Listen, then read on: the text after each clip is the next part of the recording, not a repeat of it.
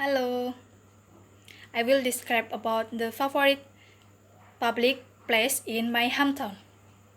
Sedudo Waterfall is a tourist attraction located in Ngeliman Village, Sawahan District, Nganjuk, Java.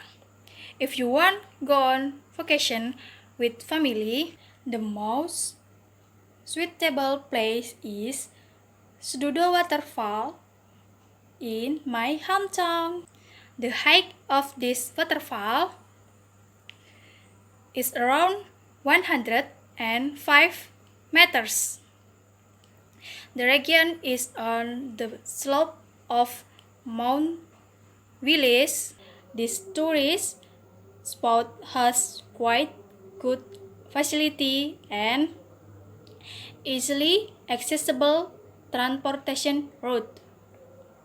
For the convenience of visitor, facility has been built, such as bathroom, small shop, and so on.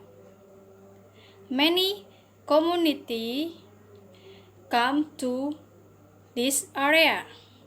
Most of them were intrigued by a myth. It is that myths existed since the time of the Majapahit.